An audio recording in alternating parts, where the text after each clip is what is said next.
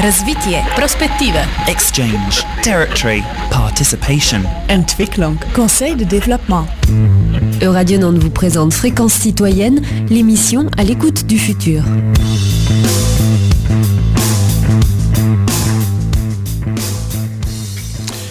Bonjour à tous et bienvenue dans Fréquence citoyenne, l'émission du Conseil de développement de Nantes Métropole. Alors pour notre dernière émission avant l'été, nous recevons aujourd'hui Jean-Claude Charrier qui est responsable de l'Observatoire des médias à Nantes. Bonjour Jean-Claude Charrier. Bonjour. Et pour vous interroger, pour avoir une conversation avec vous, je suis en compagnie de Philippe Audic. Bonjour Philippe. Bonjour. Alors quelques mots sur vous, Jean-Claude Charrier, pour commencer. Votre vie professionnelle s'est déroulée dans l'administration fiscale, mais vous lui avez donné quand même un tour un peu particulier. Quand on regarde votre parcours, vous avez bourlingué un peu en Afrique, je crois, du côté de la Côte d'Ivoire et du Congo.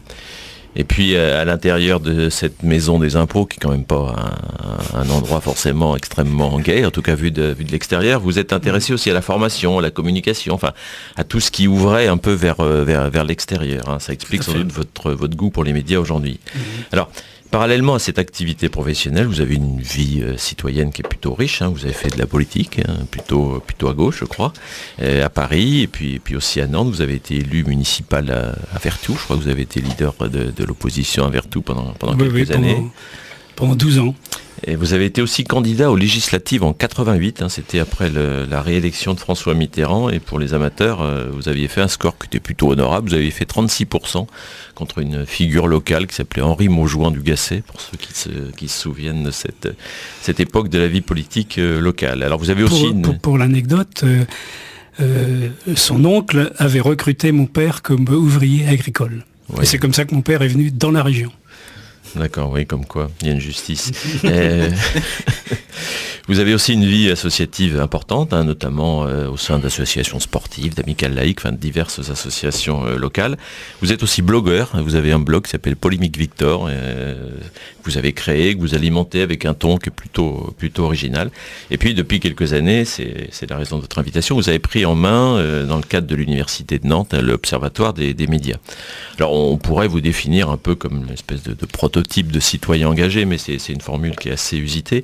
Moi, pour vous connaître un petit peu, je pense que vous êtes un peu plus que ça. Vous êtes une espèce de citoyen, je dirais, éveillé. Ce qui est pas tout à fait la même chose. Enfin, éveillé au bon sens du terme. Alors, ma première question, elle est plutôt personnelle. Je sais que vous lisez au moins 4 quotidiens par jour, et j'imagine que vous allez aussi sur Internet lire aussi autre chose. Vous contribuez aussi à ces médias, par des tribunes, des articles, assez régulièrement. Alors, d'où est-ce que vous vient cette passion pour l'information et les médias ? Comment bien parler des passions ? Enfin, je crois qu'on peut parler, en ce qui me concerne, d'une vocation, qui, comme pour beaucoup, débute très jeune. Dès l'âge de 12 ans, j'étais intéressé par l'actualité, la vie politique et sociale. À 12 ans, c'était Mendès France qui était au pouvoir et pour lequel, d'emblée, j'ai senti que la vie politique pouvait avoir de l'incidence dans notre vie quotidienne. C'est-à-dire qu'il avait eu l'idée de distribuer du lait et des biscuits, etc., dans les écoles, de façon à améliorer un peu la santé publique. Bon, il se trouve que dans le vignoble, le lait, on ne l'a jamais vu. Mais quand même, on avait les biscuits. Et donc, moi, j'étais intéressé par tout cela. C'était aussi les événements en Algérie, 1954, le début des guerres d'Algérie, Dien Bien Phu, etc. Voilà, je suis né dans un milieu modeste, bien que j'aime pas trop cette expression, à la campagne, et il y a toujours eu un quotidien à la maison. On a toujours lu La Résistance de l'Ouest, qui est devenue Presse Océan. Et puis c'était aussi le début des radios périphériques. Europe numéro 1, Radio Luxembourg, qui abordait l'information de façon tout à fait différente par rapport aux speakers de l'ORTF. Et en particulier, moi j'avais l'oreille collée au poste de radio. Je sais pas, pour les plus anciens, ils se souviennent d'une émission qui s'appelait 10 millions d'auditeurs, et qui envoyait des journalistes dans tous les événements chauds. Et les événements chauds à l'époque, c'était les événements en Hongrie, c'était donc la répression de la part du pacte de Varsovie, de la révolution qui était née dans ce pays. Je me souviens, comme si c'était hier, du journaliste photographe de Paris Match qui s'appelait Jean-Pierre Pedrazzini, qui s'était fait mitrailler par les troupes soviétiques et ça avait fait vraiment un choc tout à fait. À l'époque, d'ailleurs, j'ai retrouvé au sein de l'atelier des médias des gens qui se souvenaient effectivement de ces personnalités. Donc voilà, enfin il y avait ce bain dans lequel j'étais directement attiré. Et puis très vite aussi, par exemple au lycée, j'ai créé un réseau de circulation de journaux parce que en tant qu'interne au lycée Clémenceau, on avait à l'époque, c'était en 58, on n'avait pas le droit de lire de journaux, on n'avait pas le droit d'introduire de journaux à l'intérieur du lycée. Donc de façon un peu clandestine, on l'a mis en place. Et puis j'avais fait des expériences un peu de journaliste, enfin comme beaucoup, c'est-à-dire des journalistes sportifs. Je faisais les comptes rendus des matchs de football, d'ailleurs auxquels souvent je participais. Et le dimanche soir, je téléphonais pour faire un petit compte rendu pour Ouest France ou Presse Océan. Donc enfin, je dirais que c'était un petit peu dans les gènes, quoi. Mais pourquoi vous n'avez pas fait votre métier alors ? Ah ben voilà, c'est une bonne question.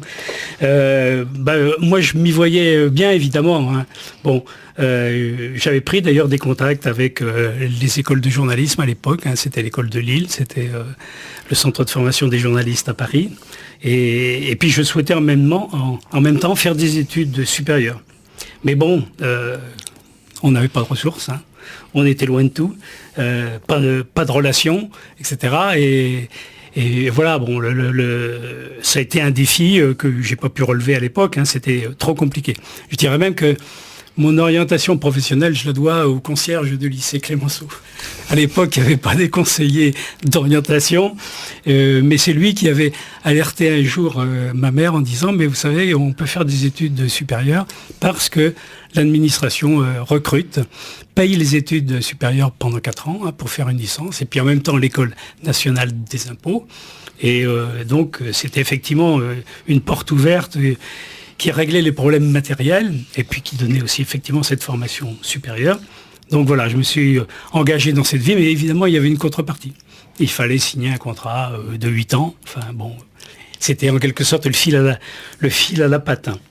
Et puis, comme on disait à l'époque, à défaut de faire ce qu'on aime, il faut aimer ce qu'on fait. Oui, il faut assurer ses arrières. Oui. Donc je pense avoir rempli honnêtement mon contrat. Mais j'ai profité de toutes les ouvertures professionnelles qui pouvaient apparaître à un moment ou à un autre et puis faire du journalisme, si on peut dire, entre guillemets. Philippe. Oui, juste, vous avez fait 2 petits raccourcis qui m'ont frappé dans votre histoire. C'est pas de lait parce que vous étiez dans le vignoble. Est-ce que ça veut dire qu'on offrait un autre liquide aux enfants à l'école ou Alors, non, on n'offrait pas un autre liquide, mais simplement on se limitait aux biscuits. On nous donnait des biscuits. D'accord, mais vous savez, à l'époque, il y avait quand même une sourde hostilité des milieux viticoles à l'égard de Mendès France, que l'on soupçonnait de vouloir développer le lait parce qu'il était député de l'Eure ou d'une région de production de lait, enfin les vaches normandes, etc. Et donc, il y avait quand même un contexte qui était déjà un petit peu compliqué. D'accord. Le deuxième raccourci, vous avez dit que vous auriez évidemment été ravi d'être journaliste, que c'était votre vocation, mais que vous vouliez faire des études supérieures. Est-ce que ça veut dire que les études de journalisme ne sont pas des études supérieures ? Ça veut dire que, enfin, moi j'avais un besoin de connaissance, un besoin de promotion sociale, incontestablement. Et puis je voyais pas d'autre issue. Enfin, je ne me voyais pas partir comme ça, étant natif de Gorges, etc. Tout d'un coup partir à Paris ou à Lille. Avec quels moyens ? Il n'y avait pas de bourse, évidemment. Et donc voilà, je me suis dit, je vais d'abord faire des études supérieures et puis après on verra. Okay. Et cette passion de l'information, là, ça vous est resté finalement, parce que quelquefois les passions, ça peut se calmer avec le temps. Finalement, vous êtes resté amoureux. C'est quoi ? Vous êtes accro à l'info ? Oui, je suis accro de l'info, c'est-à-dire que j'ai une curiosité naturelle, permanente. Hein, donc voilà, je veux savoir ce qui se passe. Je m'intéresse un peu à tout ce qui touche à la presse, mais sur un plan général, à l'actualité. Et voilà, c'est comme ça. Alors c'est vrai que dans mon entourage, parfois, ça fatigue un peu. Et c'est vrai que, comme vous le disiez, 4 quotidiens, ça fait peut-être beaucoup. Bon, je ne les lis pas de A à Z. J'imagine, oui. Mais bon, il y a Ouest France, il y a Presse Océan, mais bon. Et les 2 autres ? Et les 2 autres, c'est Le Monde que je lis depuis peut-être l'âge de 15 ans, 20 ans. Et puis La Croix, que je lis depuis 10 ans, enfin 7 ou 8 ans, que je trouve très bien sur le plan de l'approfondissement. Mais bon, c'est vrai qu'après on évolue.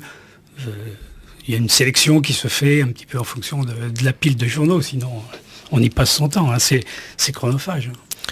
Et cette passion, aujourd'hui, vous l'exercez en dirigeant l'Observatoire des médias. Alors que l'Observatoire des médias, c'est quoi, Nantes, aujourd'hui, ça fait quoi, cette organisation ? Alors l'Observatoire des médias, c'est une activité de l'université permanente.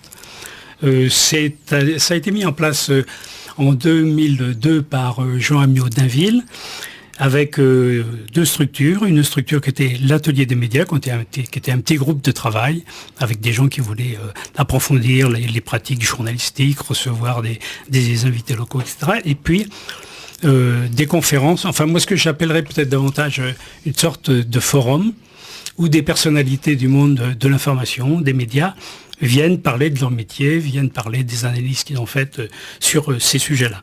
Donc, l'Observatoire des médias organise chaque année une dizaine, voire des fois une douzaine de conférences entre novembre et avril.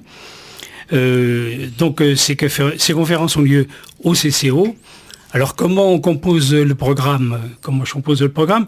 On essaie d'avoir d'une part des têtes d'affiche, hein. Bon, si je regarde un peu tous les gens qu'on a reçus déjà depuis un certain nombre d'années, bon, alors les têtes d'affiche, elles sont connues de tous, c'est Jean-François Kahn, Michel Cotta, Claude Allègre, Jean-Noël Jeannet, Nicolas Demorand, Olivier Plenel, Pierre Lescure cette année. Et puis aussi alors des professionnels qui sont reconnus dans leur expertise, hein, dans des domaines très larges. Bernard Poulet, peut-être qu'on en reparlera, hein, sur la crise presse écrite, Roland Carroll, La revanche de l'opinion, Bill Gère, Médias et justice, Anne Niva, grand reporter, Éloge de la lenteur. On s'intéresse aussi, évidemment, aux nouvelles technologies. David Abiker, qu'on a reçu sur ces vidéos qui font chauffer la toile. Vincent Colonna, sur les séries télé. Les médias et l'Afrique avec Ousmane Daï, qui avait eu un très grand succès l'an dernier, Georges Malbruno cette année, etc. Et puis, troisième catégorie, des observateurs, des analystes, des sociologues qui aident à décrypter les médias. Par exemple, Denis Muset, La Malinfo, Serge Tisseron, faut-il avoir peur des jeux vidéo ? Michela Marzano sur la question du manque de confiance dans les médias, Jean-Marie Charon, et cette année, Gérald Bronner. Oui, qu'on a reçu dans cette émission d'ailleurs. C'est un peu à partir de ce qui s'était dit dans cette émission que j'avais trouvé que c'était sans doute... Qui a écrit un excellent livre d'ailleurs sur la démocratie des crédules. Passionnant, et effectivement la conférence a eu beaucoup de succès. Et puis nous faisons aussi une conférence commune avec le Club de la presse Nantes Atlantique. On a à peu près 200 personnes qui chaque année s'inscrivent à ce cycle de conférences, mais c'est limité en fait par la capacité de la salle. Et ça s'adresse à qui finalement ? Qui fréquente l'Observatoire des médias ? À tous ceux qui sont intéressés par le monde de l'information, de la communication des médias. Donc évidemment, c'est en priorité le public de l'université permanente, hein, donc c'est plutôt des gens qui ont une certaine disponibilité de temps, retraités ou autres. On a aussi des étudiants du lycée Carquois qui viennent assez régulièrement, ou d'autres établissements. Et puis c'est ouvert au public d'une façon générale. Donc les personnes moyennant une participation financière peuvent venir ponctuellement à l'une ou l'autre conférence. Mais si je fais un petit bilan rapide, on a reçu 133 invités quand même, 105 conférences débats. Et puis alors chaque année on fait une évaluation de la satisfaction de nos auditeurs, quoi, un peu de feedback, savoir... par exemple, en 2007, c'est Stéphane Paoli, hein, qui a eu la plus grosse cote, si je puis dire, dans notre hit parade, dans notre top. Jean-Marie Colombani en 2008, Audrey Pulvar en 2009, Philippe Bilger en 2010, Jérôme Bouvier, donc spécialiste du dialogue avec les auditeurs, les téléspectateurs, en 2011. Anne Niva en 2012, en 2013, je l'ai dit tout à l'heure, Ousmane Daï, qui a eu aussi un grand succès. Et cette année, c'était Maimouna Interman. Oui, donc vous avez reçu du beau monde. On essaie effectivement de... Finalement, je pense qu'un des rôles de l'Observatoire des médias, c'est de développer ou d'entretenir l'esprit critique des lecteurs ou des auditeurs des médias portant information. Et est-ce que c'est pas quelque chose qui manque pour nos jeunes aujourd'hui ? Et alors je ne sais pas si l'Observatoire des médias peut jouer un rôle de ce point de vue-là. On voit bien que malheureusement, sans doute, les horaires de vos rencontres ne permettent pas d'avoir des gens qui sont dans l'activité ou peut-être en études, à part les étudiants que vous avez cités. Mais est-ce que c'est pas ça une vraie question, c'est-à-dire développer l'esprit critique, notamment par rapport à ces nouveaux médias dont on va reparler dans la suite de nos échanges? Moi, j'attache beaucoup d'attention à garder des traces, effectivement, de nos conférences débats. Donc, comme le terme l'indique, conférence, d'une part, donc présentation par l'invité, et puis ensuite, débat. Et puis, si possible, avoir une trace. Alors, c'est vrai que depuis 2 ou 3 ans, les choses se développent parce qu'on a notamment avec la web télé de l'université, maintenant, des conférences qui sont intégralement reprises dans ce cadre-là. Nous publions. Chaque année, on fait une petite plaquette où on résume un certain nombre d'interventions, des conférences, des comptes rendus. Moi, j'attache un grand prix, effectivement, à garder des traces de tout ce qui s'est dit, parce que lorsque je reprends ces documents, je me dis, mais c'est vrai, il s'est quand même dit des choses extrêmement intéressantes. Et mon rêve, un petit peu, ça serait effectivement un jour de faire une synthèse de toutes ces interventions, en particulier les plus pertinentes. Alors, c'est vrai que je souhaite que ça soit le plus ouvert possible, mais il faut aussi que l'université en ait les moyens, etc. Enfin, il y a parfois des lourdeurs un peu dans ce domaine-là qui ne sont pas faciles à lever. Et de cette passion et de cette activité-là au sein de l'Observatoire, finalement, vous avez une observation qui est quasi aujourd'hui professionnelle vis-à-vis des médias. Quel regard vous portez, vous, aujourd'hui, sur ce que sont les médias ? Parce qu'on parle de crise, mais c'est une espèce de rhétorique habituelle. C'est la crise du cinéma, la crise du théâtre, c'est la crise en général de beaucoup de choses.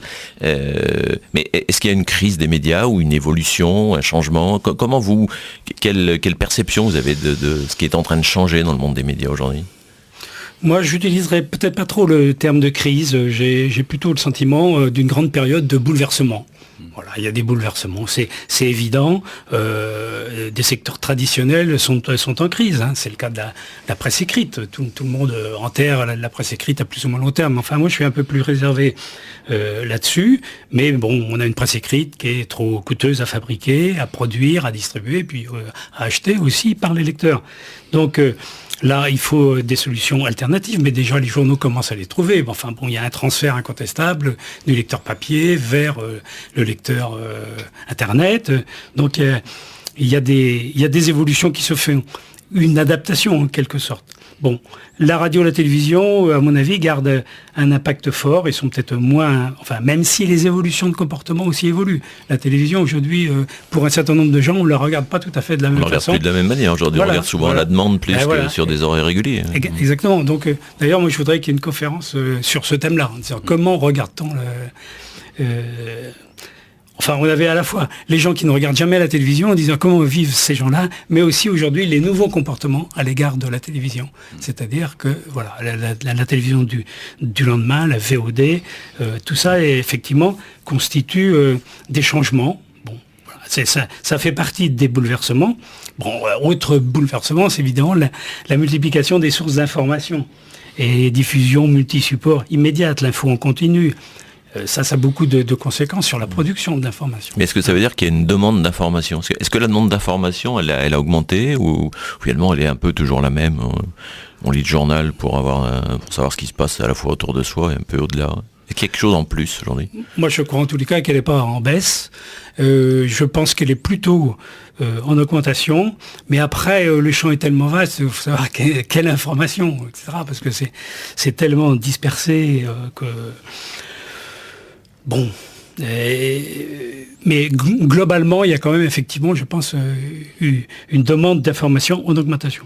Et puis, parmi les éléments de bouleversement, bon, on a les nouveaux supports, enfin, ce qu'on appelle les pure players aujourd'hui, c'est-à-dire vraiment une véritable presse qui est apparue sur Internet, une information aussi de plus en plus courte, succincte, succès de Twitter, enfin aujourd'hui quand on voit que les Twitter, enfin moi je suis un peu sidéré de la place que ça occupe dans les médias, quoi. Aujourd'hui on a l'impression que voilà, on a trouvé la forme ultime un peu de la diffusion de l'information. Et enfin, mais comme je le disais, les enquêtes montrent que et en particulier je fais référence à l'enquête de la Croix chaque année là sur la confiance dans les médias, les pratiques des Français en matière d'information, qu'il y a eu une demande d'information constructive. Hein, ils attendent beaucoup des médias, la confiance à leur égard, et bon, il y a eu une période de baisse, là, ça s'est un peu amélioré. Enfin, oui, bon, c'est pas fameux quand même la confiance. Bon. Quand on interroge les Français, en général, ils ont assez peu confiance et dans leurs élus et dans leurs journalistes quand même. Voilà, la radio, ça arrive en tête avec 58%. Bon, c'est quand même pas un taux non plus fantastique, hein. Donc il y a quand même là certainement, comme on dit, des marges de progrès. La presse écrite 55%, elle remontait, la télévision 50%, Internet 37%, mais là aussi il y a une très forte augmentation d'Internet. Donc bon, voilà, des bouleversements dans le cadre de la presse, d'une façon générale. Mais ce que je voudrais dire quand même que, et ça on le voit aussi dans nos conférences, c'est qu'il y a toujours des journalistes passionnés, il y a toujours des journalistes qui vont sur le terrain, il y a toujours des gens qui risquent leur vie. On l'a vu récemment avec les 2 femmes qui se sont fait tuer au Mali, et puis la jeune photo-reporter angevine, il n'y a pas très longtemps en Centrafrique. Donc il ne faut pas négliger non plus quand même tout ce qui reste un peu dans l'iceberg non visible, mais qui alimente quand même les journaux de façon sérieuse, crédible, etc. On va prendre une première pause musicale.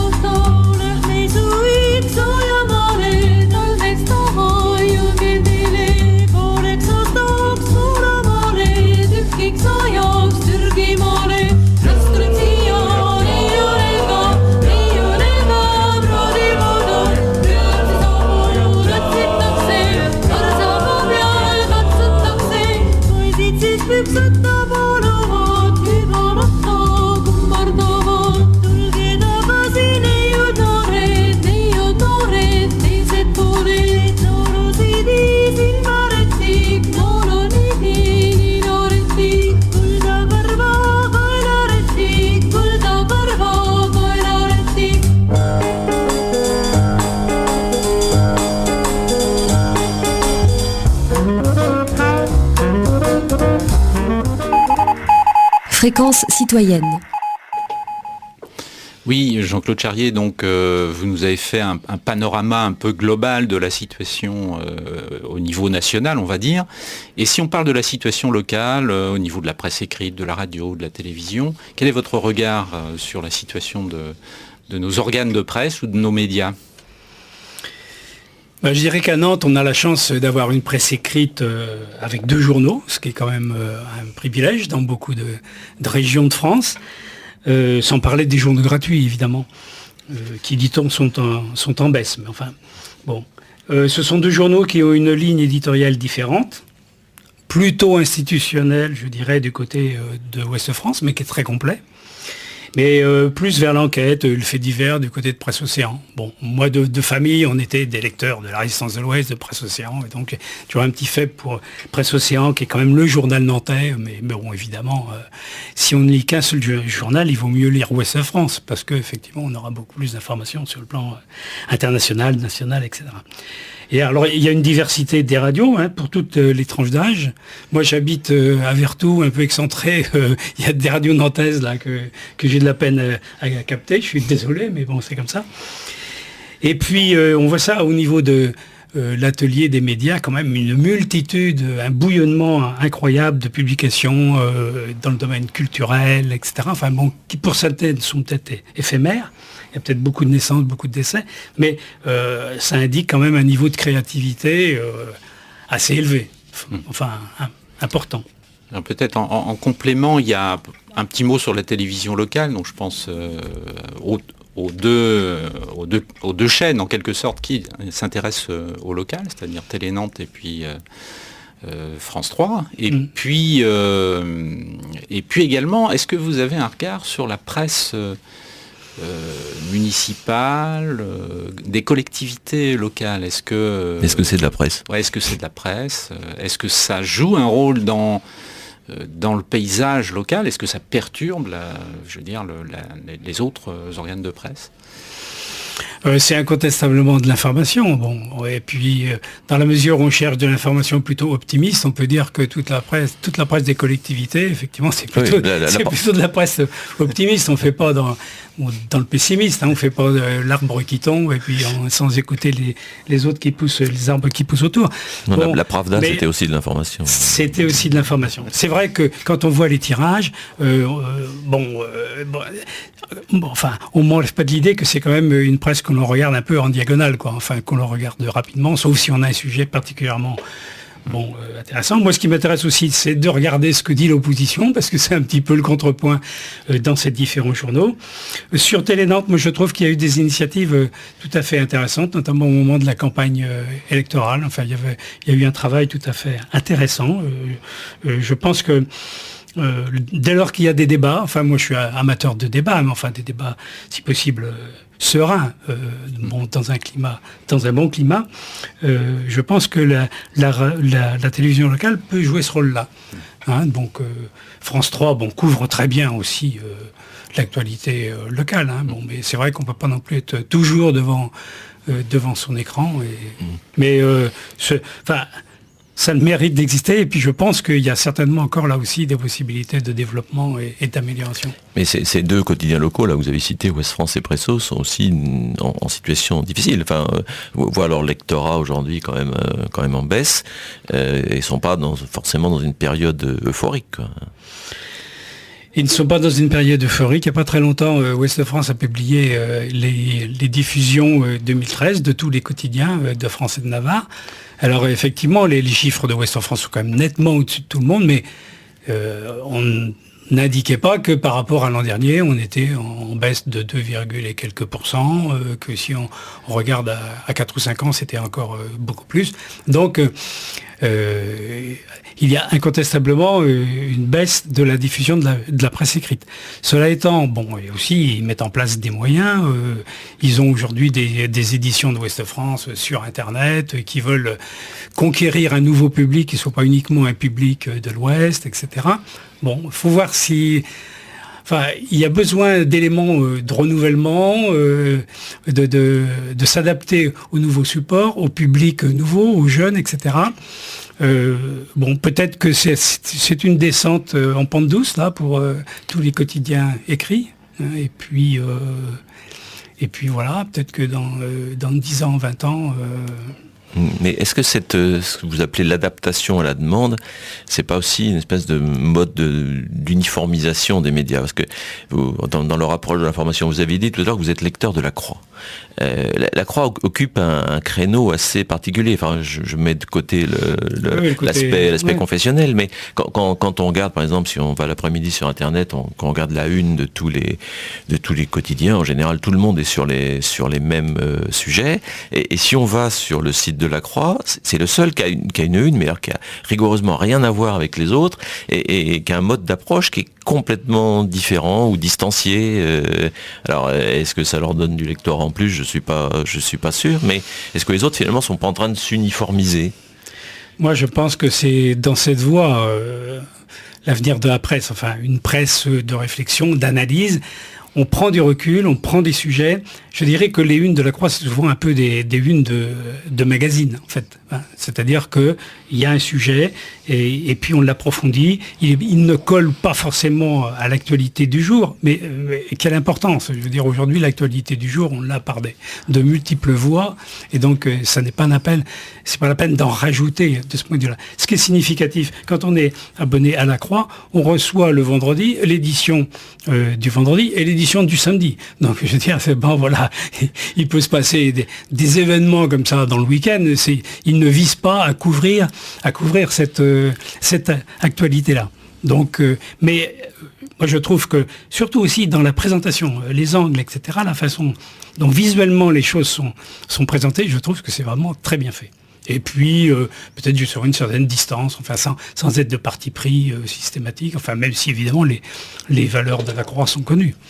Oui, bien sûr. Est-ce que derrière ce que vous dites là, il y a une place entre l'immédiateté, on voit bien que les nouveaux médias numériques en particulier permettent de diffuser une information dans l'instant, ce qui était auparavant, on va dire, finalement la mission du quotidien, enfin d'une certaine manière, et le magazine qui, lui, avait ce positionnement de toutes les semaines, on peut réfléchir un petit peu, enfin, etc. Est-ce qu'il y a une place aujourd'hui pour les quotidiens pour aller finalement quelque part sur ce qu'était le positionnement du magazine face à l'info immédiate qui ne peut plus vraiment assurer seul, en tout cas?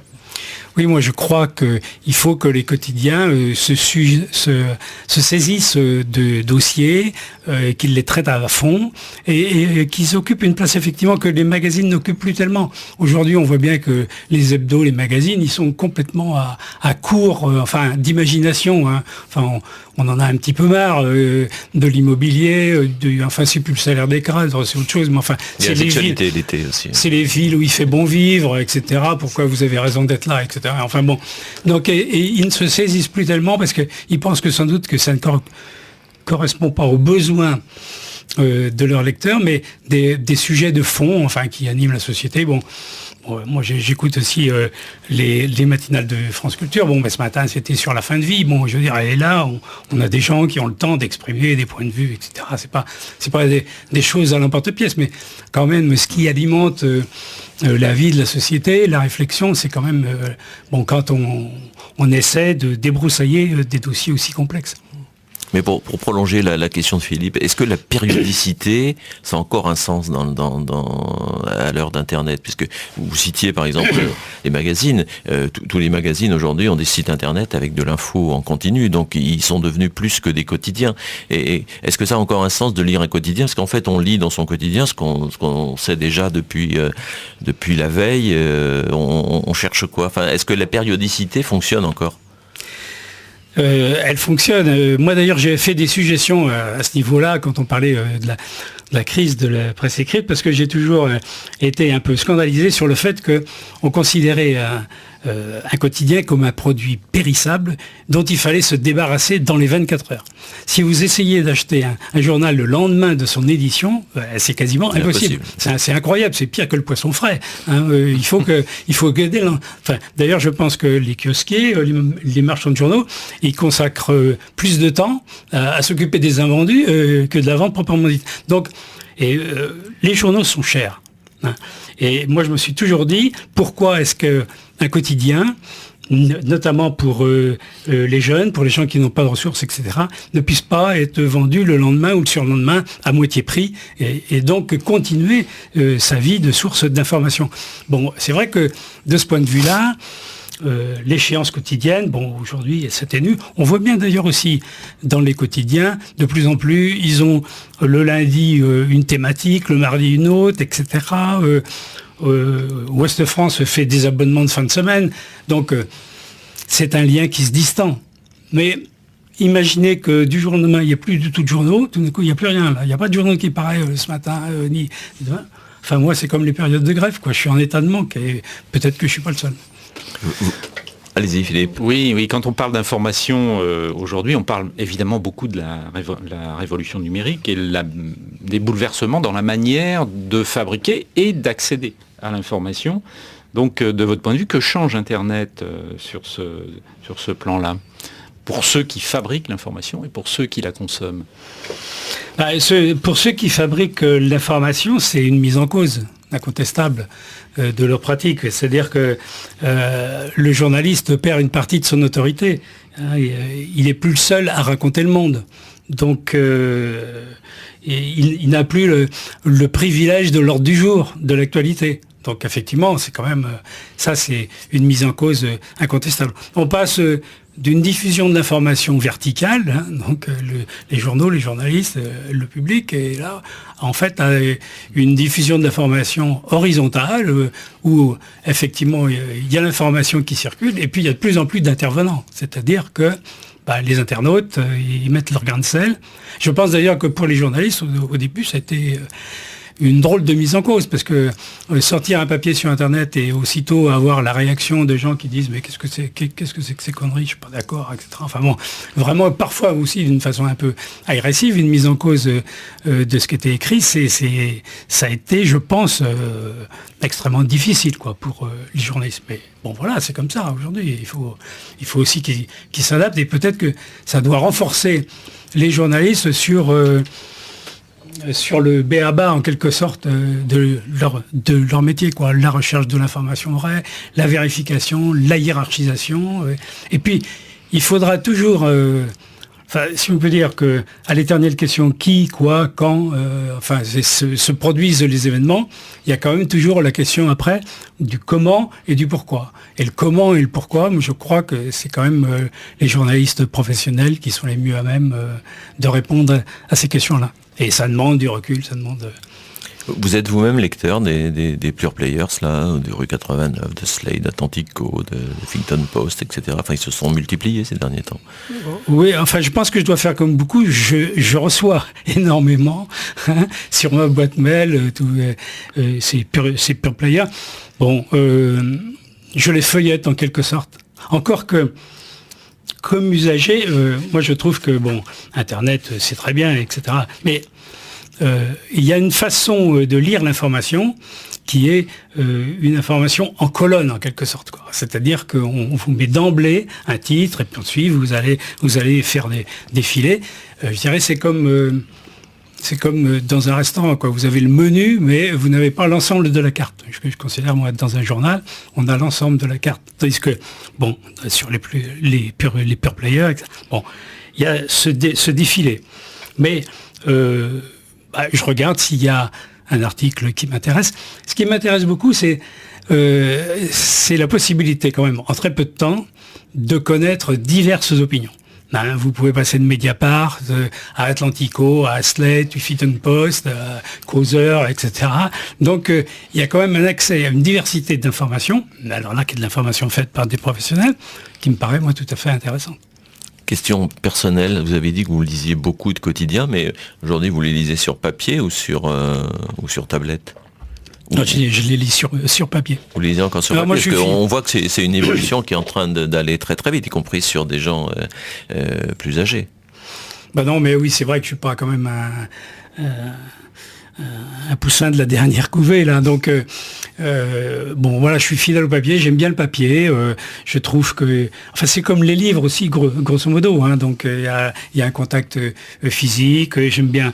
je dirais, c'est sympa d'être à la terrasse d'un café ou d'un bistrot, avoir sa pile de journaux, quoi, plutôt que d'être devant son écran en train de tirer la langue, etc. Et donc, il y a ce côté, très traditionnel, oui, du journal papier, moi, qui me plaît bien et auquel je suis assez fidèle. Mais enfin, je suis sans doute un dinosaure de ce point de vue-là, quoi. Pour revenir sur les pure players qu'on a évoqués, on a un peu le sentiment que c'est eux qui font aujourd'hui le journalisme d'investigation. Si on les compare à la presse écrite, est-ce que c'est leur seule manière finalement d'exister, de s'affirmer, ou est-ce qu'il y a quelque chose derrière intéressant à analyser? C'est le cas de Mediapart, notamment. Oui, vous avez raison. Quand on voit le cas de Mediapart, la façon dont Rue 89 s'est fait connaître par un SMS, je ne sais plus, entre Sarkozy et son ex, ou quelque chose comme ça. Donc, oui, moi je pense qu'il faut qu'ils fassent des enquêtes, des investigations qui sortent des dossiers.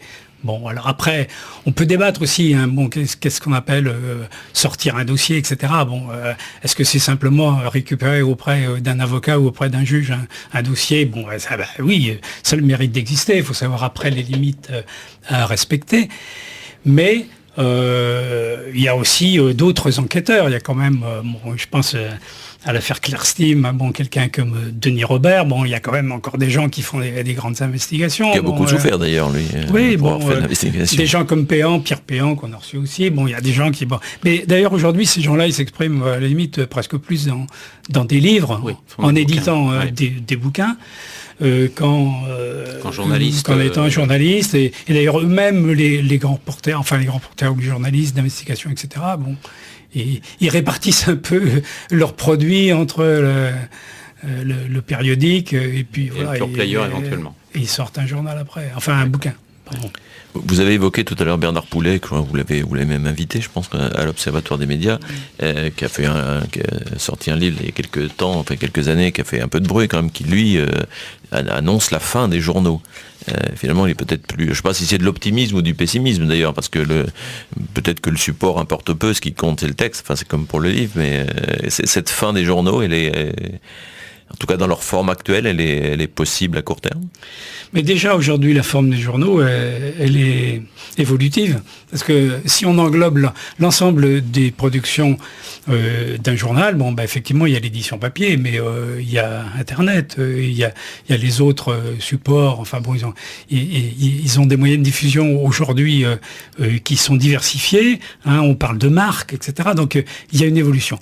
Ce qui est certain, c'est que le journal papier, bon, comme on l'a dit tout à l'heure, les diffusions sont en baisse. Hein. Je regardais les chiffres récents, moins 15% pour Libération l'an dernier, moins 11% pour l'Équipe. Alors, ben, effectivement, il y a la Croix, les Échos qui arrivent à se maintenir. Donc, oui, et puis quand on voit on parle de quotidiens nationaux, mais Le Monde et le Figaro, dans 60 départements, ils ne diffusent pas plus de 1500 exemplaires. Hein, donc c'est quand même tout ça relativement confidentiel. Mais il y a en parallèle une augmentation très forte des abonnements numériques. Je crois que par exemple dans le cas du Monde, c'est l'augmentation des abonnements numériques, c'est de 41%. Le Monde, c'est 40%, 40 000 de ces 145 000 abonnés qui sont aujourd'hui sur le numérique. Donc on voit bien qu'il y a un glissement. Sauf que le numérique, c'est pas tout à fait le même rendement. La publicité, c'est 10 fois moins cher que sur le papier, etc. Donc le modèle économique, il n'est pas quand même une transposition comme ça immédiate du papier vers le numérique en disant voilà, ça se fait en douceur. Non, ça se fait un petit peu compliqué. Moi, ce qui m'avait frappé quand on a reçu Nicolas Demorand, ça m'avait frappé. À l'époque où il était directeur de Libération. Il était directeur de Libération. Il disait, ça fait 6 ans que je ne vais plus au kiosque. Donc ça faisait 6 ans qu'il, en fait, il consultait les journaux sur Internet. Mais il a raison pour Libération, parce que quand on est abonné, en général, il arrive un jour sur 3, donc il vaut mieux avoir l'édition numérique. Hein. Ah, ça, effectivement. Moi, j'ai une suggestion, d'ailleurs, en ce qui concerne les abonnés aux journaux, parce que je trouve que on est un peu maltraité. Mais je reprends aussi Jean-Claude Texier, là, qui est un économiste des médias, qui nous disait cette année, la presse n'est plus en solde, elle est en liquidation. Et alors effectivement, il donnait des pistes, mais pour évoluer, en disant mais aussi il faut que le contenu des journaux change, la façon de travailler des journalistes change, que les rédacteurs en chef deviennent des producteurs de contenu, que les journalistes s'intéressent davantage à l'économie, qu'ils soient moins intellectuels, moins dans le commentaire, etc. Enfin, bon, et d'ailleurs, je me souviens de son message qu'il adressait aux jeunes à l'époque. On vous dit que le secteur est en crise, mais allez-y, précipitez-vous, c'est là qu'il y a des choses à faire. Fréquence citoyenne.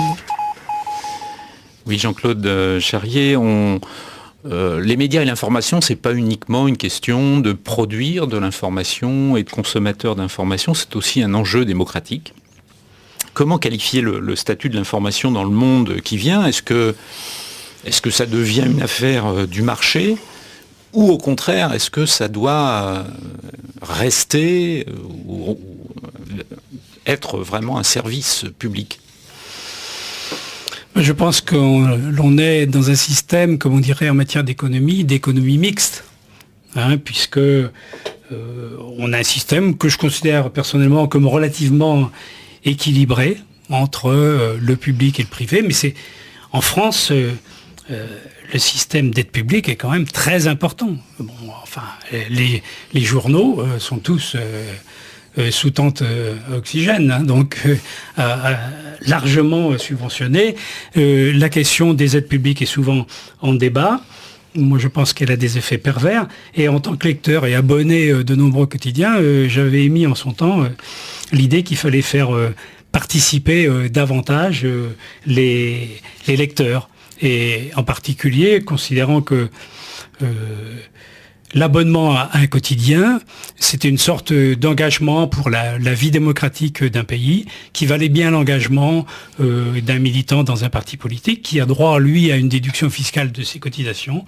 Et je considérais que, l'abonnement à un journal pouvait aussi très bien faire l'objet d'une déduction fiscale qui permettrait que les ressources des journaux, les compléments de ressources dont ils ont besoin, viennent par ce canal, c'est-à-dire par le canal des lecteurs, des auditeurs. Et je crois que on aurait quelque chose de beaucoup plus sain et en tous les cas bénéfique pour l'indépendance des journaux. Alors bon, peut-être qu'il faut que les idées fassent leur chemin. Quelqu'un a répondu à cette proposition ? Pour le moment, non, mais je crois que le terme de niche fiscale n'a pas très bonne presse. Alors bon, mais il n'empêche que il vaut mieux que les journaux soient soutenus par les lecteurs que par l'État. On voit bien autrement les dérives auxquelles ça peut conduire. Donc ça, c'est un aspect. Je crois qu'aussi, qualité de l'information, les médias et l'information, on arrive à une époque, il faut que la formation des journalistes soit quand même mieux prise en compte. Je crois que c'est une des professions où il n'y a pas beaucoup de formation continue. Et la conférence qu'on a eue avec Bronner, Gérald de Bronner, montrait bien que dans beaucoup de domaines de ce qui se diffuse dans l'opinion, il y a des décryptages, il y a des choses auxquelles il faut être attentif par rapport à l'utilisation des statistiques, par rapport aux différentes pressions qui peuvent exister. Et de ce point de vue-là, il faut sans doute que les journalistes soient plus attentifs à l'information qu'ils diffusent, plus attentif à la pression qui peut être exercée par des lobbies divers. Moi, je me souviens, ça m'avait frappé, là, ce qui s'est passé, je crois que c'était en septembre 2012, quand il y a eu, sur les 2 journaux télévisés de 20 heures, 10 minutes d'antenne de consacrées à l'étude qui avait été faite par un chercheur spécialiste des OGM, qui s'appelle Eric Serralini, et avec des blackouts auprès des journaux, etc., rien diffusé, pas chercher à faire des contrôles auprès d'autres scientifiques, etc. Donc pendant 10 minutes, on vous a dit que de toute façon, c'était un poison, ça a été repris par les hebdos. Et 2 ou 3 mois après, je me souviens au journal de 20 heures, en fin de journal, en 20 secondes, David Pujadas nous a dit cette étude est contestée par tous les milieux scientifiques, etc. Sa validité n'est pas reconnue. Il n'empêche qu'il y avait eu un travail journalistique qui était un travail de journalistique, complaisance volontaire ou pas, en tous les cas, il y avait une bonne opération, c'était bon pour l'audience, mais il n'empêche que sur le fond, c'était faux. Mais est-ce que ce métier de journaliste, il ne devient pas aussi de plus en plus compliqué ? Parce que c'est une profession qui sans doute qu'on paye de plus en plus mal, à qui on demande à la fois de faire de l'écrit, de la photo, de la vidéo, du web, etc. On demande d'aller de plus en plus vite. Et c'est pas forcément une profession aujourd'hui aussi enviable que ça a pu être. Du coup, le statut même du journaliste n'est plus du tout le même dans cette évolution-là. Oui, vous avez raison. Le paradoxe, c'est que effectivement, on demande beaucoup plus et souvent avec beaucoup moins de moyens. D'ailleurs, c'est significatif que dans les grands journaux, aujourd'hui, il n'y a plus de spécialistes. Ça n'existe quasiment plus. Non, ça a disparu. Il y a de moins en moins d'envoyés spéciaux permanents à tel ou tel endroit. Et dans la vie quotidienne, moi je me souviens d'un dessin qui était paru, alors évidemment on est à la radio, mais c'était le journaliste qui avait dans une main, il avait un micro, dans l'autre main, il avait une caméra, il avait ses notes, il avait quelque chose pour envoyer en même temps l'interview à son journal. Et puis il fallait aussi qu'il pense à la question suivante, etc. Donc c'est très compliqué. Et il y a beaucoup de journalistes aujourd'hui qui trouvent difficile d'être obligés d'illustrer systématiquement les reportages qu'ils font ou les articles qu'ils écrivent. Mais il n'empêche que, et c'est là aussi l'autre côté, si les journalistes ne veulent pas être trop concurrencés par tous ceux qui s'expriment aujourd'hui sur la toile, et il y a quand même effectivement beaucoup de sites, de pure players, qui sont simplement ce sont des contributeurs divers, experts ou pas. Moi je sais que je me suis exprimé à plusieurs reprises sur Agoravox. Il y a une concurrence à ce niveau-là, et donc il faut qu'il y ait une valeur ajoutée de la part des journalistes. Donc la difficulté, elle est là, quoi. Il y a deux choses un peu contradictoires, mais qu'ils doivent assumer. Et vous en êtes vous-même une illustration, parce que vous avez un blog que vous alimentez assez régulièrement, et c'est aussi une forme de concurrence. Aujourd'hui, chacun peut être son propre média, et c'est ce qui se passe dans beaucoup de choses. Donc, vous participez aussi finalement à ce mouvement-là. Parce que vous donnez une opinion, vous donnez des informations. Enfin, vous ne travaillez pas de la même manière qu'un journal, mais chacun est son média aujourd'hui. C'est un vrai changement, ça, quand même. Oui, il fallait bien que cette passion, je l'exprime d'une façon ou d'une autre, et donc à partir de la retraite, c'était une bonne occasion. Mais cela étant, c'est aussi intéressant, parce que quand on écrit, et qu'on sait que ce qu'on écrit va être lu, eh bien, on se rend compte qu'il y a un effort à faire. Quand on donne une information, il faut quand même se dire, est-ce que cette information est valide ? Est-ce que la source que j'ai est bien une source valide ? Donc, d'ailleurs, je me souviens de la citation d'un journaliste, la source unique, c'est la fin des haricots. Donc, il faut...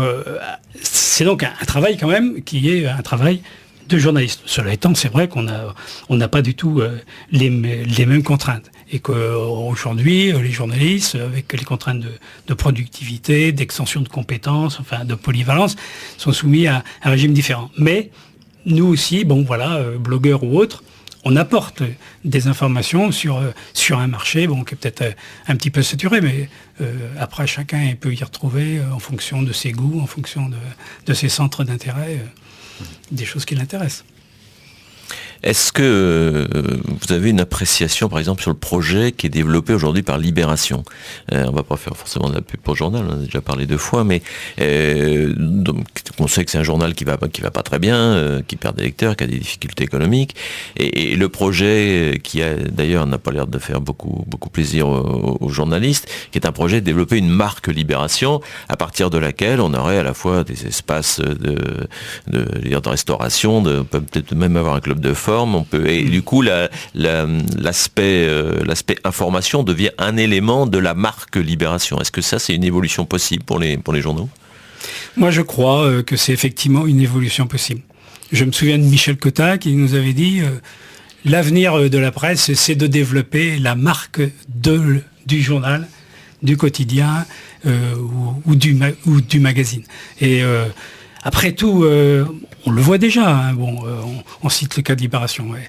Si je me permettais une petite pique, je dirais que Libération, c'est le journal le plus lu par les journalistes.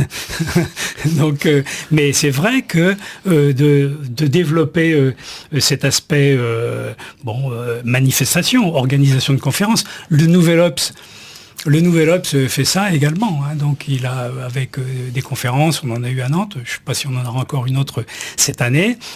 Après tout, ça rentre dans le champ de diffusion de l'information, de la culture, des débats, et que de ce point de vue-là, c'est bénéfique. Alors, est-ce que financièrement, ça constitue des apports significatifs je crois que c'est un ensemble. Et puis alors, c'est peut-être lié à l'apparition de nouveaux intervenants dans le domaine de la presse. Moi, je me souviens encore de la conférence là, de Clément qui nous disait il n'y a plus de papivores en France, quoi. Il y a plus les Provost, il n'y a plus les Hersant. Mais est-ce que Berger, Pigasse, Niel, etc. Enfin, il y a des gens quand même aujourd'hui qui ont des moyens, qui ont l'air de vouloir investir dans la presse. Est-ce que c'est pas aussi des gens qui vont apporter des choses totalement nouvelles? Bon, sans violenter de façon trop importante quand même les journalistes, enfin les professionnels à l'intérieur, qui ont leur culture bien ancrée, puis bon, qui ont une certaine conscience de la valeur de leur activité. Vous parlez d'investisseurs français dans le domaine de la presse, mais on voit aussi émerger maintenant des multinationales qu'on appelle les GAFA, Google, Apple, Facebook, qui s'intéressent à tout, et notamment à l'information. Alors est-ce que demain, ce seront les maîtres de l'information au niveau mondial ? Là, je ne suis pas très pointu sur cet aspect-là des choses, mais ce qui est vrai, c'est que Google pourrait racheter quasiment la totalité de la presse mondiale, compte tenu de ses moyens aujourd'hui. Donc, ce qui était une initiative au départ est limitée. On voit aujourd'hui... Alors, qu'il y a des négociations après... entre les journaux en disant quand même vous pouvez pas reprendre notre contenu et puis le diffuser de cette façon-là gratuitement.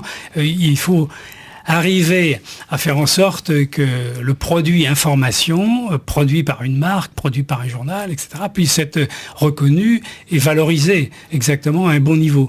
Mais il y a le côté ogresque, je dirais, de Google qui est quand même tout à fait inquiétant. Il y a Google, il y a Apple, parce qu'il y a aussi les négociations entre un opérateur comme Apple qui négocie avec les organes de presse pour pouvoir diffuser la presse et au passage prélever une dîme, évidemment, qui n'ajoute pas, ou qui ajoute, si je puis dire, aux difficultés de la presse, à la fois qui peut être contrôlée. On voit bien qu'Apple, sur d'autres domaines, interdit ou n'autorise pas l'émergence d'une application pour telle ou telle raison. Et donc on peut aussi avoir ce type d'attitude sur ces grands opérateurs du net qui vont dire à un moment la bonne information c'est celle-là, mais celle-là je la veux pas. Enfin, bon. Il y a certainement un grand risque de la part de tous les médias qui aujourd'hui cherchent des solutions sur Internet, etc., par rapport à ces mastodontes qui ont des capacités techniques à l'échelle du monde entier. Et voilà, c'est des négociations qui s'engagent. Moi, je souhaite vivement, alors peut-être que justement, quand on parle de crise, peut-être que c'est encore une crise à venir, plus importante celle-là, mais ça me paraît tout à fait fondamental qu'on soit attentif quand même à garder cette diversité d'approvisionnement de tout le monde de l'information à partir d'une grande diversité de points de vue, de sources, etc. Et non pas quelques mastodontes qui ont des qualités incontestables. Mais la question de Philippe est intéressante parce qu'elle pose la question de l'échelle mondiale. Est-ce que vous vous intéressez à la presse étrangère ? Est-ce que vous la lisez ? Et est-ce qu'une échelle nationale a encore un sens aujourd'hui dans l'information ? Vous avez raison, je crois que les choses aujourd'hui sont à l'échelle internationale. Moi, je suis pas un familier des langues étrangères, je le regrette vivement.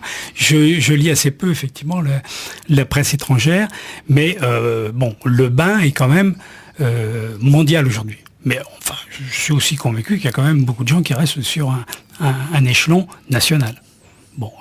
Mais ça n'est peut-être qu'une étape par rapport à un processus qui va se transformer dans les années à venir. Bien, écoutez, merci Jean-Claude Charrier de cette conversation. Finalement, le temps a passé assez vite. On va se retrouver sans doute après l'été, donc continuez à écouter Radio Nantes parce qu'elle le vaut bien. Conseil de développement. Prospettive. Participation. Territory. Obmeni. Entwicklung. Radio Nantes vous a présenté Fréquence Citoyenne, l'émission à l'écoute du futur que vous pouvez réécouter sur notre site internet euradionantes.eu.